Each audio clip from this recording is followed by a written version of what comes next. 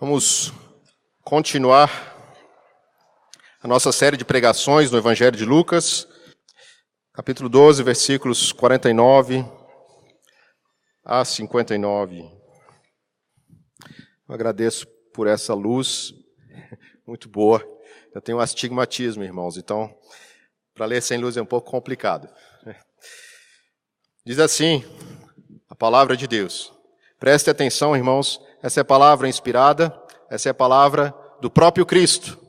Lutero disse que Cristo chega a nós por meio da sua palavra, e nesse momento Cristo vai chegar aos seus ouvidos por meio da palavra. Diz assim: Eu vim para lançar fogo sobre a terra, e bem quisera que já estivesse a arder. Tenho, porém, um batismo com o qual hei de ser batizado, e quanto me angustio até que o mesmo se realize. Supondes que vim para dar paz à terra? Não, eu vou-lo afirmo, antes divisão, porque daqui em diante estarão 5 divididos numa casa, 3 contra 2 e 2 contra 3. Estarão divididos pai contra filho, filho contra pai, mãe contra filha, filha contra mãe, sogra contra nora e nora contra sogra. Disse também às multidões: Quando vedes aparecer uma nuvem no poente, logo dizeis que vem chuva, e assim acontece. E quando vedes soprar o vento sul, dizeis que haverá calor, e assim acontece.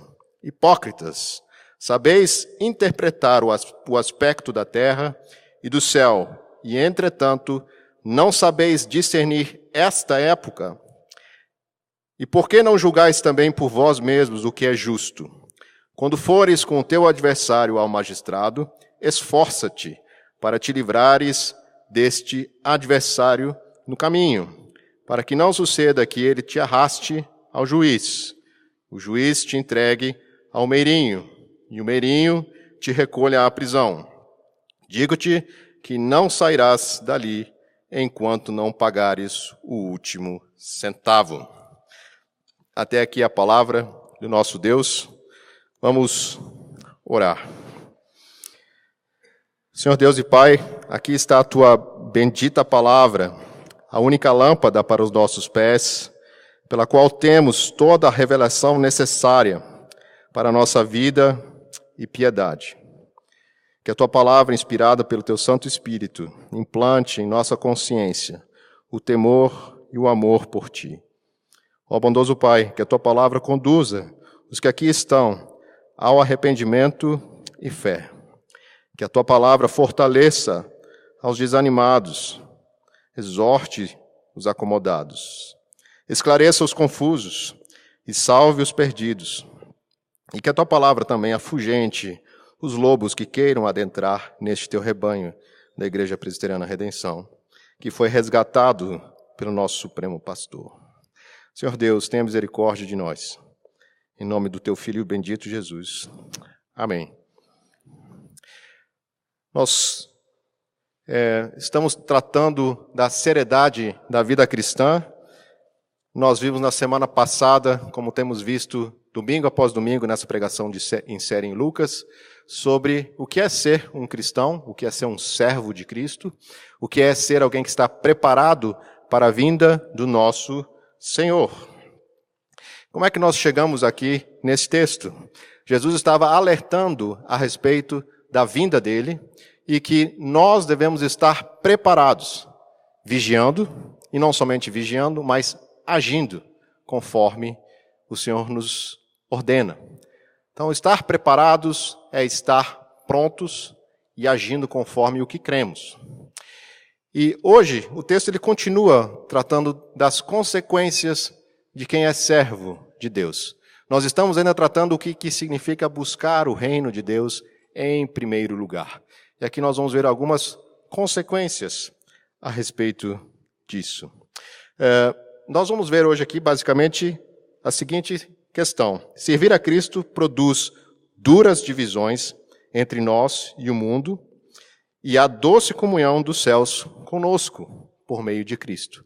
Mais uma vez, servir a Cristo produz duras divisões entre nós e o mundo. Ao mesmo tempo, há uma doce comunhão com os céus por meio de Cristo.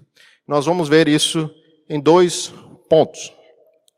E eu gostaria de, antes de introduzir o primeiro ponto, falar de uma breve ilustração, que é a história de uma mulher um pouco desconhecida, chamada René de France, ou Renata da França, que também é conhecida como Princesa de Ferrara. Alguns talvez já tenham ouvido falar dela. Ela era da época dos reformadores. Ela era católica e era cunhada do rei Francisco I da França. Ela se casou com um nobre italiano e foi morar em Ferrara, por isso o nome Princesa de Ferrara. Aqueles que conhecem um pouco de geografia sabem que Ferrara fica próximo ao rio Po, na região nordeste da Itália. Por que isso é importante falar? Região nordeste da Itália, se os irmãos lembrarem visualmente o mapa da Europa, logo acima nós temos o quê? De um lado nós temos a Áustria e do outro lado nós temos Suíça. E quem estava na Suíça? Calvino. Então, há uma história muito interessante. Calvino se corresponde com alguns nobres. Nós sabemos que as institutas, por exemplo, foram dedicadas ao rei Francisco I, porque os cristãos protestantes estavam sendo perseguidos por conta da sua fé. A rainha, a princesa de Ferrara, ela se converteu ao protestantismo. Ela conheceu somente Cristo como Salvador dela. E Calvino se correspondia com ela, e ela passou por algumas tribulações que são muito semelhantes ao que nós vemos aqui nesse texto que lemos. Uma das coisas que aconteceram com ela foi que, ao confessar que cria que somente Cristo era o Salvador dela, o seu marido tirou as filhas dela e mandou para um convento, afastando assim os seus filhos, as filhas, do convívio da mãe, forçando de alguma maneira que a mãe mudasse de ideia. Não bastando isso, o seu marido, vendo que a sua esposa não mudava, a trancou em prisão domiciliar por algum tempo, para que ela mudasse e fosse demovida dessa ideia de seguir a Cristo. E ainda assim, não satisfeito, ela tinha muitos livros, onde ela tinha as suas leituras, isso também foi retirado dela.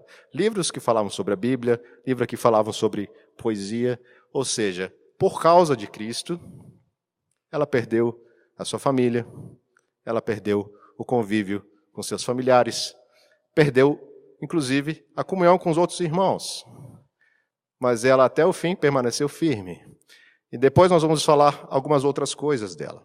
Mas, basicamente, o que nós vamos ver aqui tem muito a ver com essa experiência que não era só comum na época de Jesus, mas com todos os servos de Cristo. Então, esse primeiro ponto nós vamos falar sobre quando servimos a Cristo, há duras divisões neste mundo. Vamos ler os versículos 49 e 50 novamente, para entendermos por que é que há duras divisões. Jesus diz assim: eu vim para lançar fogo sobre a terra, e bem quisera que já estivesse a arder.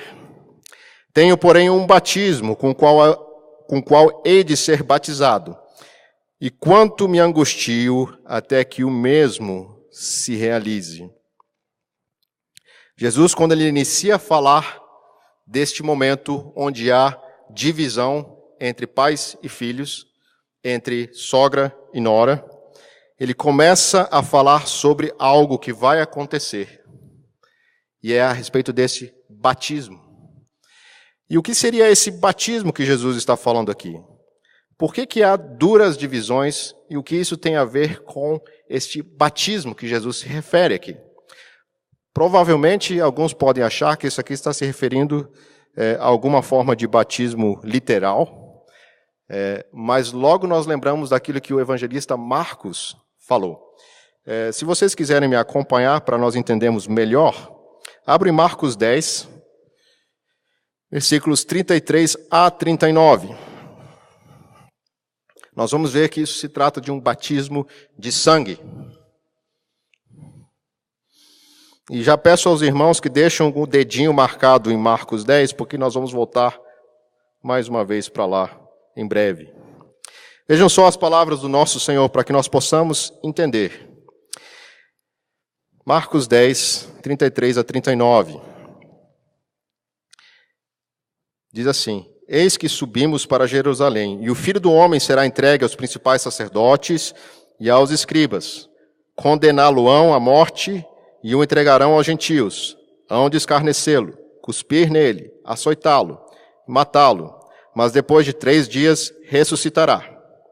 Então se aproximaram dele Tiago e João, filhos de Zebedeu, dizendo-lhe: Mestre, queremos que nos concedas o que te vamos pedir. Isso é chocante, porque Jesus acabou de falar algo extremamente sério. E eles vão perguntar, e ele lhes perguntou: Que quereis que eu vos faça? Responderam-lhe: Permita-nos que na tua glória nos assentemos à tua direita e o outro à tua esquerda. Mas Jesus lhe disse: Não sabeis o que pedis. Podeis vós beber o cálice que eu bebo e receber o batismo com que eu sou batizado? Disseram-lhe: Podemos. Tornou-lhes Jesus: Bebereis o cálice que eu bebo e recebereis o batismo com que eu sou batizado. Jesus aqui ele estava se referindo ao batismo de sangue, ao seu sacrifício, à sua morte na cruz. Vejam que Jesus está falando que ele aguarda que isso aconteça. Ele diz no versículo 50 que esse batismo é algo que ele se angustia para que isso se realize. Essa palavra angustiar é a mesma palavra que Paulo usa lá em Filipenses 1, 23, quando ele diz assim: eu prefiro estar com o Senhor e ao mesmo tempo prefiro estar com os irmãos, mas eu tenho essa angústia no meu coração. Eu gostaria de estar com vocês aqui, mas ao mesmo tempo estar com Deus. E aqui Jesus está dizendo que ele tem um desejo intenso, aguardando para que isso aconteça. E ao mesmo tempo, quando ele fala que isso vai acontecer, que essa morte dele virá, então ele fala sobre esse fogo. Os irmãos perceberam que eu falei primeiro do batismo, porque é uma consequência daquilo que vem.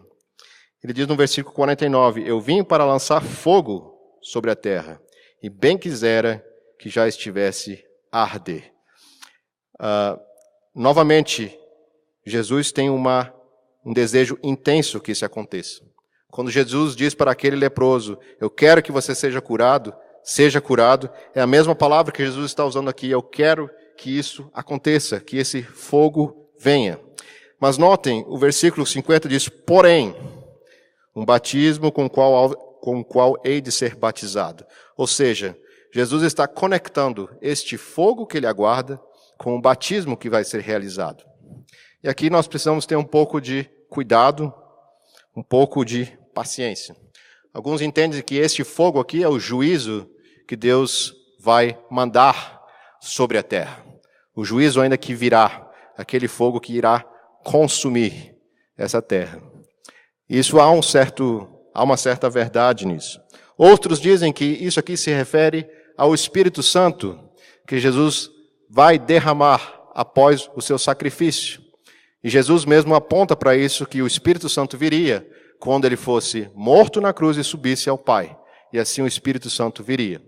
De qualquer forma, há uma consequência de que, ao crermos nisso que Jesus está falando, isso vai gerar essas divisões. A pergunta é, qual a relação entre essas coisas? Vejam, Jesus, ele não veio para ser um mestre. Ele não veio para ser um grande líder religioso, um grande profeta. Ele veio para morrer. Muitas pessoas olham para Jesus Cristo como um grande ensinador. Muitas pessoas, filósofos, olham para Cristo como alguém que tem tanta sabedoria quanto Gandhi, quanto Buda, ou qualquer outro mestre que nós pudéssemos enumerar, ou um filósofo. Nós temos pessoas como Karl Marx, como Gandhi, que se espelharam de alguma maneira em Jesus Cristo, ainda distorcendo as suas palavras. Mas vejam, se vocês passarem hoje em dia nas livrarias, nós vamos ver muitas formas como Jesus é estudado, é indicado. Só que Jesus não veio para isso. Jesus veio para isso daqui. Ele veio para esse batismo, onde ele entregaria a sua vida para morrer. E isso significa o quê? Quando nós entendemos que é somente por meio de Jesus que nós temos acesso à presença de Deus, é que nós podemos entender o que Jesus fala. Quando ele disse lá, no versículo de João 14:6. Todos sabem o que está escrito lá? Vamos falar de cor? Eu sou o caminho, a verdade e a vida. Ninguém vem ao Pai senão por mim. Mais uma vez, irmãos. Eu sou o caminho, a verdade e a vida. Ninguém vem ao Pai senão por mim. Jesus não aponta um caminho. Jesus não dá um caminho. Ele diz que Ele é o caminho para que nós possamos chegar à presença de Deus. Agora pensem, irmãos, quando Jesus afirma que Ele é o caminho, dentro de uma cultura judaica, onde uma estrutura familiar era baseada no culto a Deus, no templo, com sacrifícios, com uma série de prescrições no Antigo Testamento que deveriam ser cumpridas, e Jesus fala que vai chegar um tempo onde aqueles que creem nele vão ter que passar agora pela mesma situação que ele está passando. Vejam, dizer que Jesus Cristo é o único caminho para o Pai significaria, em breve tempo, que não era mais necessário você ir ao templo fazer sacrifício pelos seus pecados. Isso também significaria, num breve tempo, que você não iria mais cultuar com a sua família no templo ou na sinagoga, porque lá ainda não se cria que Jesus Cristo tinha vindo. E as consequências disso era o que Jesus falou aqui. Nós vamos ter uma divisão. Vejam só o que diz os versículos 51 e 53. Supondes que vim para dar paz à terra? Não. Eu vou-lo afirmo antes, divisão. Essa é a palavra-chave que nós temos aqui. Jesus é um divisor mesmo, um divisor de eras, mas também é um divisor de famílias. Porque daqui em diante estarão 5 divididos numa casa, 3 contra 2 e 2 contra 3. Estarão divididos, pai contra filho, filho contra pai, mãe contra filha, filha contra mãe, sogra contra nora e nora contra a sogra. Então, por que é que há divisões neste mundo quando servimos a Cristo? Basicamente porque nós podemos fazer um grande gráfico aqui. De um lado nós temos o espírito do mundo e do outro lado nós temos o espírito de Cristo. Quanto mais nós entendemos quem é Jesus, mais difícil é para este mundo entender que nós servimos a um outro Senhor. E Jesus deixa muito claro aqui que a nossa união com Ele é mais forte que os nossos próprios laços familiares. A nossa união com Cristo é mais forte do que a união com os nossos laços familiares. Isso não significa que nós não devamos considerar a nossa família. Eu vou contar aqui uma breve história, eu vou preservar o nome desse personagem, né, que na verdade é uma pessoa real, que aconteceu recentemente, há cerca de 2 anos mais ou menos. Eu dou aula numa escola cristã, e nessa escola nós temos claramente a intenção de pregarmos o Evangelho. E muitas pessoas que chegam lá nunca ouviram o Evangelho. E nós tínhamos um pequeno menino, eu vou chamar de Pedrinho, para preservar o nome dele, ou Joãozinho. E imagine um menino de 6 anos. Um menino de 6 anos que conheceu a Jesus Cristo por meio desse trabalho da escola. Ele cria em Jesus Cristo. Não era coisa de criança pequena. Ele teve uma conversão verdadeira, genuína. E ele pedia para os seus pais irem aos domingos para a igreja, porque ele desejava estar na igreja ouvindo pregações. Era um menino que queria ter comunhão com outros irmãos em Cristo. E esses pais começaram a ficar incomodados, porque eles eram ateus. E não queriam que o seu filho continuasse recebendo essas instruções. E chegou a um ponto que os pais decidiram tirá-lo da escola. E eu confesso que isso, quando eu soube, porque ele não sabia, isso foi muito dolorido. Então, nos últimos dias, na última semana, quando ele estava para ir embora, eu coloquei ele numa posição na sala bem próxima à minha mesa e comecei a falar sobre parábolas de Jesus, falando sobre seguir a Cristo, não abandonar, não olhar para trás, ficar firme. E muitas vezes instruindo ele sobre aquilo que ele deveria fazer. E a última conversa que eu tive com ele foi: você entende o que é ser crente? Você entende o que é crer em Jesus Cristo? Sim, eu entendo. Você entende que talvez você não possa mais ir para a igreja? Que seus pais não vão deixar você mais ler a Bíblia? Eu entendo. Ele disse: então tá bom, vou te dar uma dica. Escreve no YouTube John Piper. Guarde esse nome. Guarde esse nome. Quando você quiser ouvir sobre o Evangelho, ele entendia inglês, né? Você ouça John Piper, coloca no YouTube, ouça o Evangelho. Uma estratégia, né? Veja, um menino que teve uma divisão na sua casa. Mas nós temos tantas outras questões que podem nos afetar. René de France, ela passou uma situação complicada também. Ela se converteu, mas continuava indo à missa. E ela participava exteriormente dos rituais da missa. E ela escreveu uma carta para Calvino perguntando, porque ela estava tendo uma crise de consciência, como é que eu ajo numa situação dessas? Porque imagina, só existia a igreja católica, gente. Na Itália, só tinha igreja católica. Então, ela disse que ela participava da missa, mas interiormente ela não acreditava naquelas coisas. E eu vou resumir aqui a resposta de Calvino. Ele diz o seguinte: não é possível só participar interiormente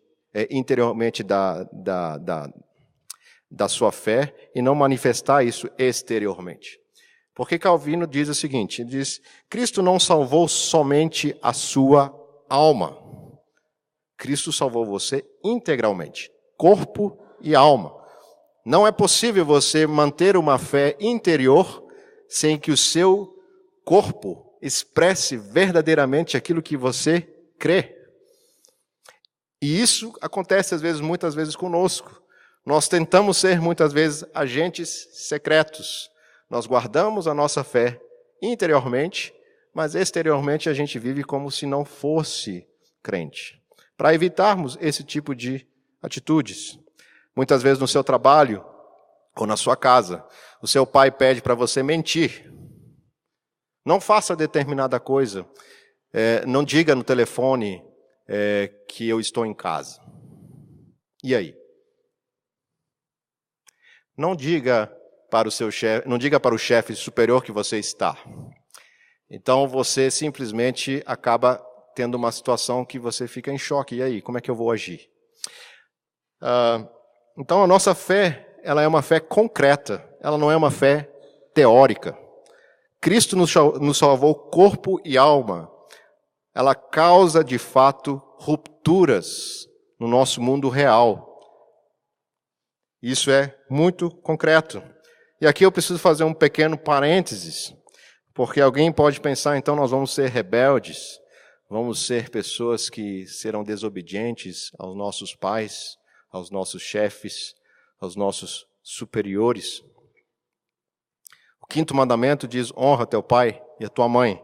E os nossos catecismos, eles entendem que isso se aplica a todas as esferas de autoridade. Como então agir numa situação dessas?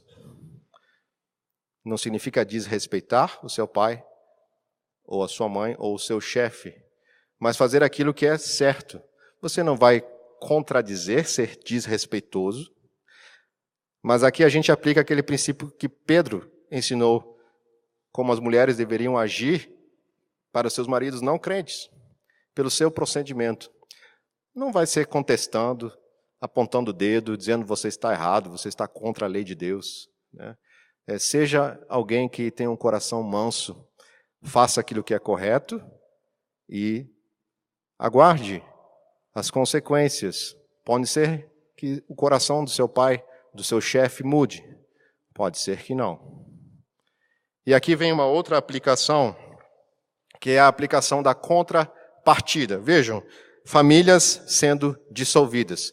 Vejam só, uma mulher, na época de Jesus, se ela ficasse sem a sua família, ela estaria totalmente desprotegida. E ela, talvez por causa de Jesus Cristo, teria que, de fato, deixar uma família, ou poderia ser expulsa de casa por conta disso.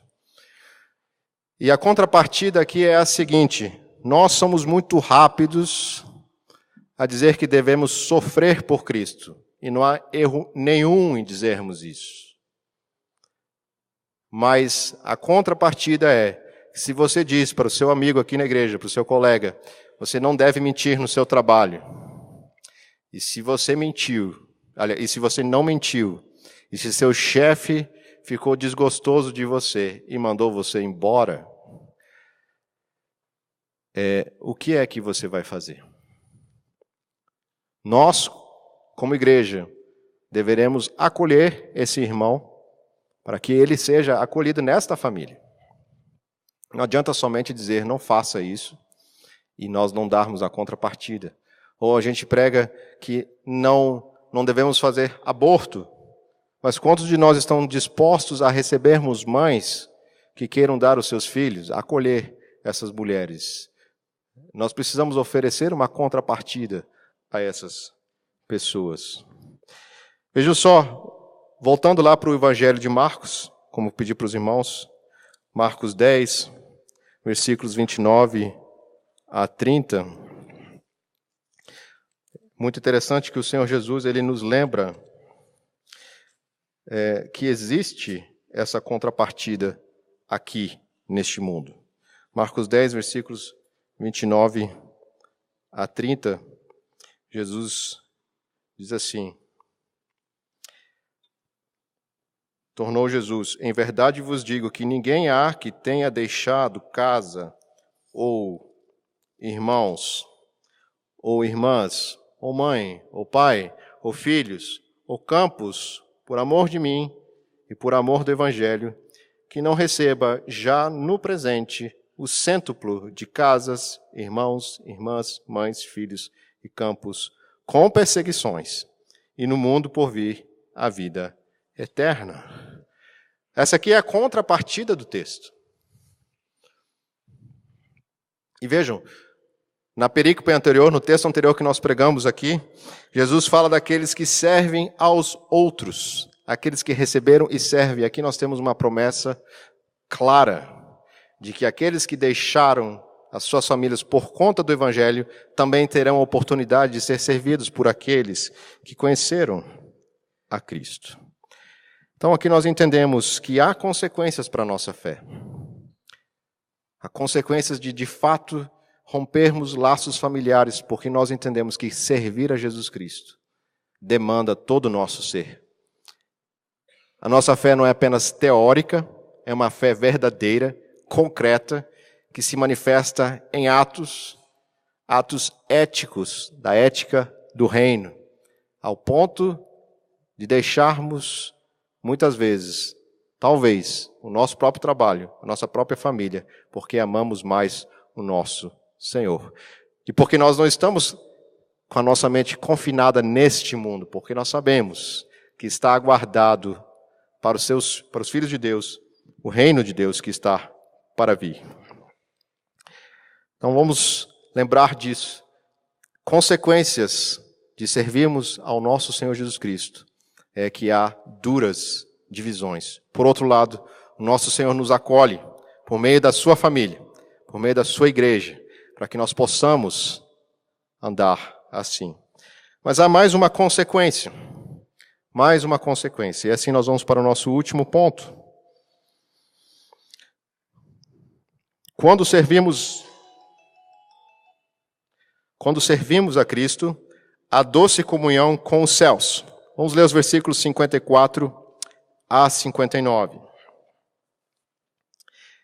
Disse também às multidões: quando vedes aparecer uma nuvem no poente, logo dizeis que vem chuva, e assim acontece. E quando vedes soprar o vento sul, dizeis que haverá calor, e assim acontece. Hipócritas, sabeis interpretar o aspecto da terra e do céu, entretanto não sabeis discernir esta época.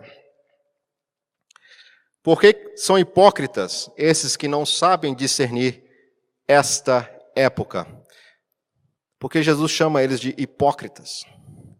Jesus não está falando da nossa época. Jesus está falando da época da vinda dele, quando ele veio, quando ele estava presente no meio do povo de Deus.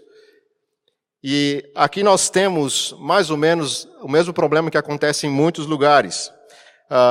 Essas pessoas que indagavam Jesus, que faziam perguntas para Jesus, eles de fato não estavam interessados em discernir que época eles estavam vivendo. Muitas vezes faziam mais perguntas para saber alguma coisa sobre Jesus, mas não estavam interessados de fato em discernir que época era aquela.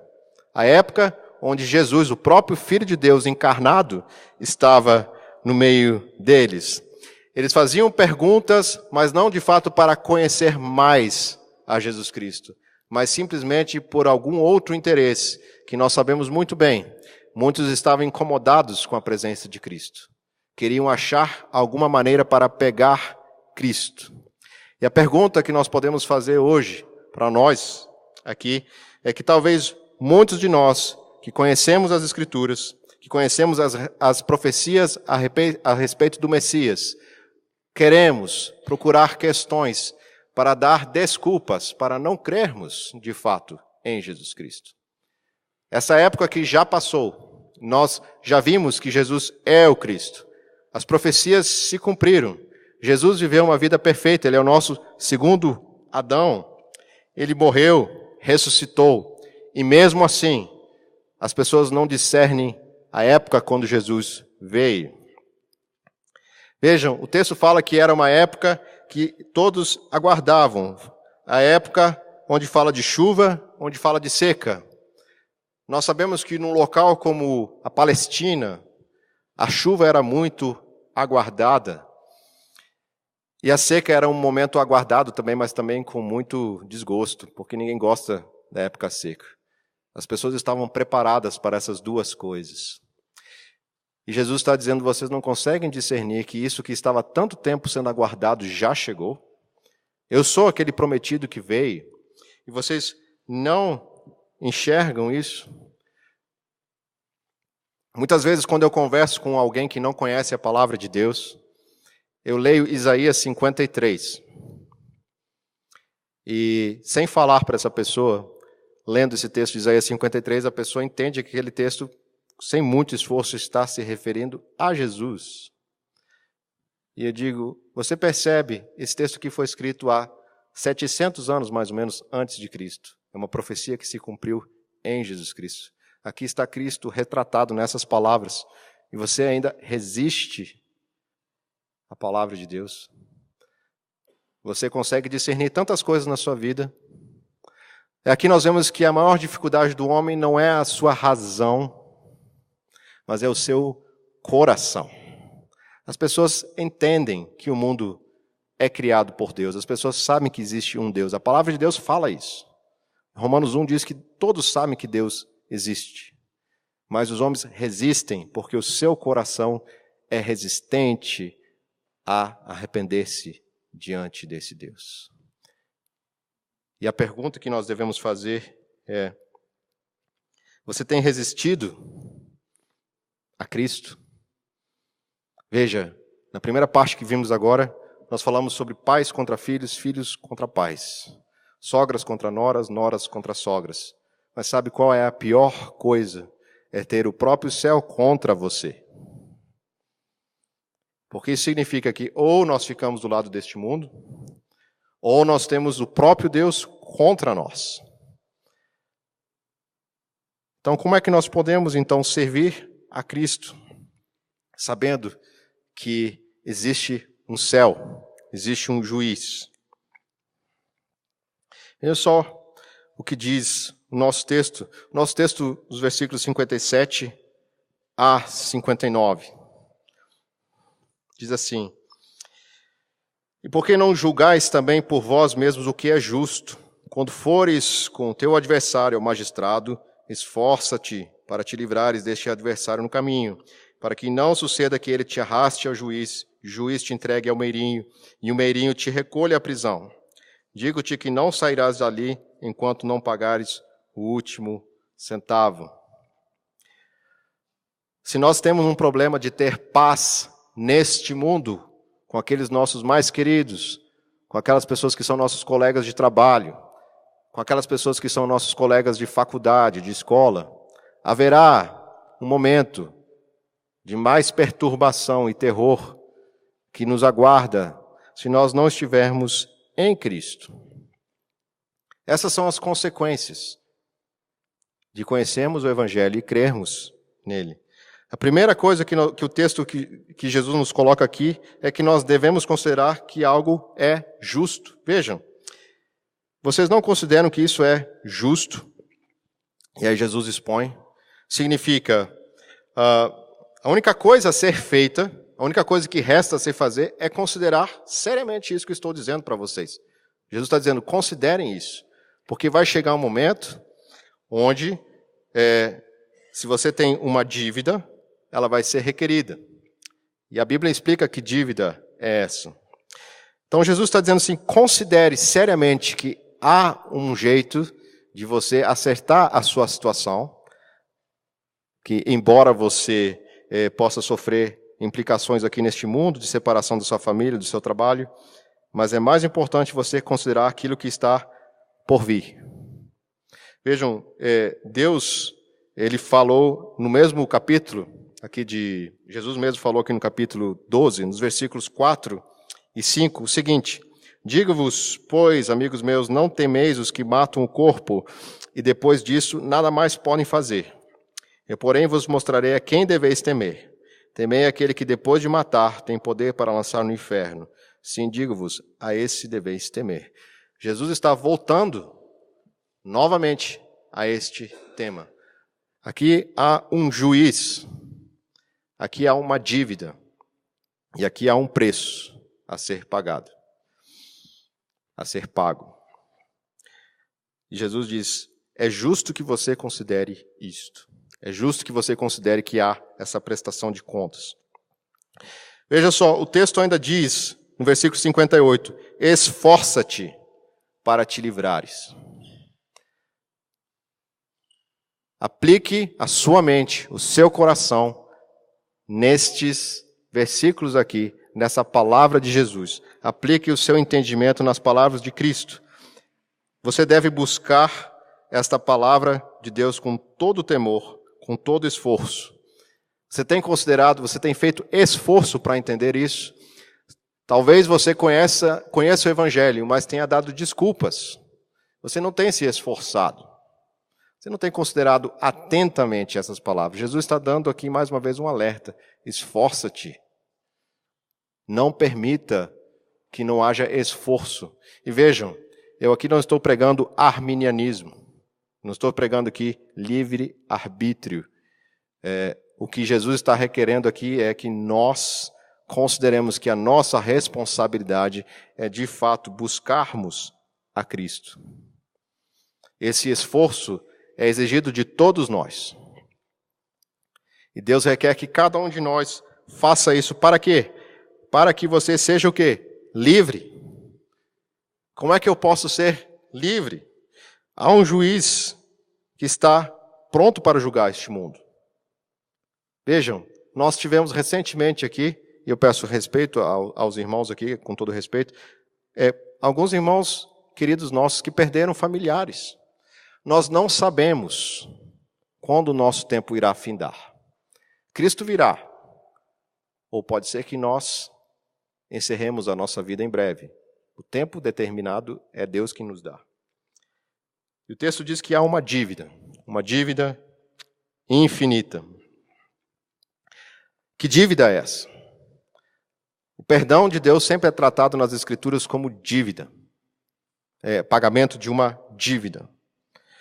E qual é essa dívida? Uma delas é que nós, por conta do pecado de Adão, e nós lemos hoje aqui no nosso catecismo, nós somos culpados. Talvez isso seja um pouco estranho para você, mas o pecado de Adão foi imputado a todos nós. Nós já nascemos com o pecado de Adão imputado a nós. Além disso, nós já nascemos pecadores. Nossa natureza é pecaminosa.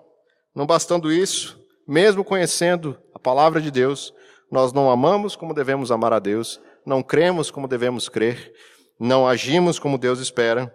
A lei de Deus revela o nosso pecado, nosso estado pecaminoso, e nós ferimos a dignidade infinita de Deus. Jonathan Edwards, tentando explicar para alguém por que é justo que alguém sofra eternamente no inferno, as penas eternas, ele explica da seguinte maneira: Deus é infinito, infinitamente santo. Então, qualquer coisa que façamos contra a sua santidade fere infinitamente a justiça e santidade de Deus. E por isso, somente o sacrifício de Jesus Cristo, que é Deus, pode nos salvar eternamente e receber a nossa culpa, a nossa dívida. E aqui nós entendemos que há uma dívida e que duas formas irão acontecer para que essa dívida possa ser quitada. Uma infinitamente lançada sobre Cristo, que é o nosso pecado, Cristo morrendo em lugar do pecador. E a outra é aqueles que foram lançados e sofrerão infinitamente a condenação eterna. E por isso Jesus fala: esforça-te. Como essa dívida pode ser paga? Essa dívida só pode ser paga por meio do Cordeiro Santo de Deus, que tira o pecado do mundo, aquele que se entregou. A palavra de Deus diz assim: quando, porém, se manifestou a benignidade de Deus, nosso Salvador, e o seu amor para com todos, não por obras de justiça praticadas por nós, mas segundo a sua misericórdia, Ele nos salvou mediante o lavar regenerador e renovador do Espírito Santo, que Ele derramou sobre nós ricamente, por meio de Jesus Cristo, nosso Salvador, a fim de que, justificados por graça, nos tornemos seus herdeiros, segundo a esperança da vida eterna. E aqui está o pagamento da dívida. Aqui está o preço da dívida. E aqui ao mesmo tempo a promessa de que a nós está reservado um reino de vida eterna. A nossa conclusão diante disso tudo é que nos leva a fazer algumas perguntas. Primeiro, a fé que você professa, a fé que eu professo, que cada um de nós aqui professa, nos faz distintos deste mundo? As pessoas entendem que nós pertencemos a Cristo, elas enxergam em nós algo que mostra e aponte para Cristo. Nós estaríamos dispostos a passarmos pelo mesmo batismo que Jesus passou? Vejam, os apóstolos, quando Jesus estava falando da morte dele, logo queriam saber da glória. A teologia da glória. Muitas das igrejas vivem a teologia da glória hoje em dia. Mas para que a glória possa acontecer, há a cruz que nós devemos levar. E eu não estou falando de autossalvação, mas há um preço. Porque nós vivemos num mundo caído, que está em conflito com o reino de Deus. É o mundo, a carne, o diabo. No meio dessas trevas deste mundo, as pessoas conseguem discernir e ver luz, a luz de Cristo na sua vida. Você tem amado mais o reino de Cristo do que esta vida? Estamos dispostos a passar pelas divisões que a cruz produz neste mundo? A cruz produz divisões. Ao mesmo tempo, ela produz graça, vida em abundância, com Deus. Por fim, a última coisa. Temos considerado que a única coisa que pode ser feita para que Deus esteja em paz conosco é nos refugiarmos em Cristo. E eu quero enfatizar isso. Irmãos, a palavra de Deus fala que fora de Cristo está reservado a nós a ira de Deus. Deus está irado com o homem que não está refugiado em Cristo. Não é nós, em primeiro lugar, que buscamos ter paz com Deus. Mas é nós que procuramos ter paz com Deus para que Deus esteja em paz conosco. Para que a ira dele não seja derramada sobre nós, porque foi derramada em Cristo. E Deus nos chama. O texto que nós lemos hoje em Malaquias diz que haverá esse tempo onde Deus vai converter o coração dos pais aos filhos. Aonde isso vai acontecer? Nessa família que Deus está construindo, edificando. Eu queria encerrar com um trecho de uma carta que Otávio Winslow escreveu a um jovem que estava à beira da morte. E eu não vou ler tudo, eu só vou ler um pequeno trecho. Diz assim: novamente eu insisto, o seu olhar de fé deve agora ser direcionado inteiramente para fora de você mesmo e colocado em Jesus. Todo cuidado é necessário a fim de estar certo de que o preparo para a morte não esteja firmado em você, mas somente em Cristo.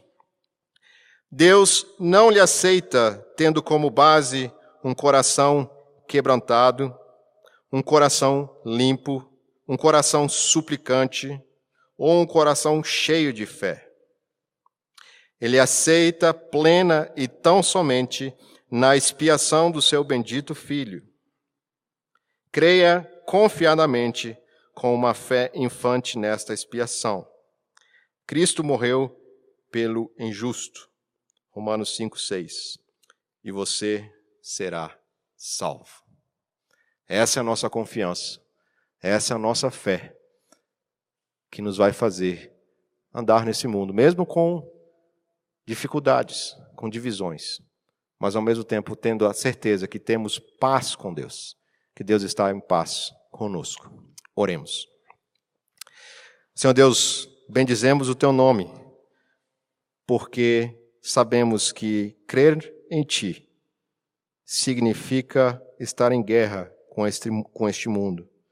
Não por conta de nós mesmos, não por conta da rebeldia do nosso coração, mas porque Teu Santo Espírito age na vida dos Teus filhos, para que não vivam mais segundo este mundo, para que não amem mais este mundo, mas que amem somente a Ti.